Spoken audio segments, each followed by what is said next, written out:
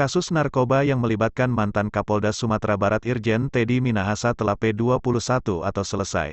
Kini Kejaksaan tinggal menunggu penyerahan barang bukti dan tersangka kasus tersebut sebelum sidang berlangsung. Ia per hari ini sudah dinyatakan lengkap dan P21 telah diserahkan ke penyidik Ditnarkoba Polda Metro Jaya, tutur Kasipenkum Kejati DKI Jakarta Ade Sofyan saat dikonfirmasi, Rabu tanggal 21 Desember tahun 2022. Sejauh ini, ada 11 tersangka dalam kasus tersebut, termasuk Irjen Teddy Minahasa. Selain dirinya, sejumlah anggota Polri pun turut terseret kasus dan dilakukan konfrontasi dalam pemeriksaan. Ada 11 tersangka yang terlibat dalam kasus ini termasuk Irjen Teddy Minahasa. Namun bukan hanya Irjen Teddy Minahasa saja tetapi sejumlah anggota kepolisian pun ikut terlibat dan dilakukan pemeriksaan terhadap sejumlah anggota kepolisian tersebut. TM dan kawan-kawan P21 hari ini, pada prinsipnya kita sudah menyatakan lengkap, dan siap kapanpun penyidik akan melakukan penyerahan tersangka dan barang bukti, kata Ade.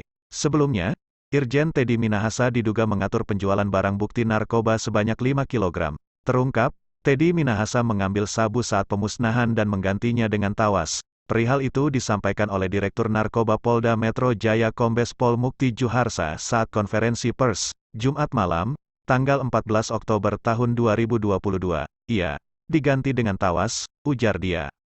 Mukti memberikan keterangan, dari hasil pengungkapan kasus narkoba, Polres Bukit Tinggi mengamankan barang bukti 41 kg sabu. Namun yang dimusnahkan hanya 35 kg. Adapun, sisanya 5 kg diambil Teddy Minahasa untuk diedarkan. Barang ini digunakan dari bulan Mei. Sebenarnya, 41 kg. Tapi, 5 kilo, diedarkan, ujar dia. Mukti mengaku masih mendalami kasus ini. Salah satu seorang tersangka yang berinisial D mengaku, pengambilan barang bukti hasil sitaan atas perintah Irjen Teddy Minahasa. Kita masih dalami. Tapi emang dari keterangan saudara D, itu betul adalah perintah dari Bapak TM. Ujar dia. Adapun dalam kasus ini total ada 11 tersangka. Di antaranya 5 tersangka adalah anggota aktif Polri, yakni Irjen Pol Teddy Minahasa, AKBPD, merupakan mantan Kapolres Bukit Tinggi, Kapolsek Kalibaru Kompol KS. Personel Satuan Reserse Narkoba, Satres Narkoba, Polres Metro Jakarta Barat Aibtu J, dan personel Polsek Kalibaru Aibda A.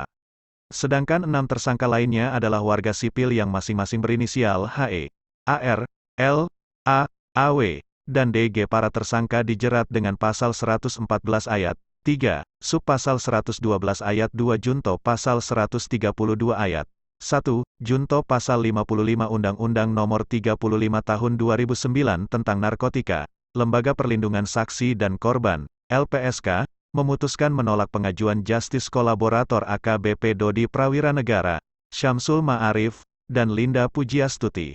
Penolakan tersebut berdasarkan ketentuan pasal 28 ayat 2, Undang-Undang Nomor 31 Tahun 2014 tentang Lembaga Perlindungan Saksi dan Korban. Pada Senin, tanggal 12 Desember tahun 2022, Lembaga Perlindungan Saksi dan Korban, LPSK, telah memutuskan menolak permohonan perlindungan yang diajukan oleh para tersangka AKBP Dodi Prawiranegara, Syamsul Ma'arif, dan Linda Pujiastuti dalam perkara narkotika yang melibatkan Irjen Pol Teddy Minahasa, ungkap tenaga ahli LPSK Syahrial Martanto dalam keterangan tertulisnya, Selasa tanggal 13 Desember tahun 2022. Secara umum, pertimbangan LPSK menolak permohonan para tersangka tersebut sebagai saksi pelaku karena permohonan perlindungan yang diajukan tidak memenuhi persyaratan, tambah dia. Syahrial mengatakan pengungkapan kasus tersebut bermula oleh penyidik Polres Jakarta Pusat dan Polda Metro Jaya yang diawali dari tertangkapnya saat jual beli sabu oleh mantan Kapolsek Kalibaru Kasranto dan anggotanya Janto. Namun pengungkapan perkara narkotika dimaksud tidak berasal dari para pemohon seperti diketahui, papar dia.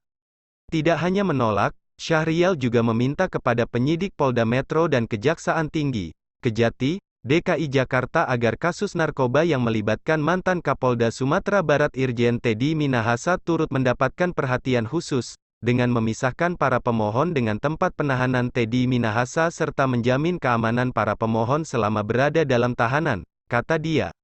Kendati demikian, Dodi Ces masih dapat kembali mengajukan permohonan perlindungan kepada LPSK meskipun bukan berstatus sebagai JC, LPSK masih membuka ruang untuk mengajukan permohonan perlindungan dalam kapasitas status hukumnya sebagai saksi pada berkas perkara dengan tersangka terdakwa Saudara Teddy Minahasa, kata Syahrial.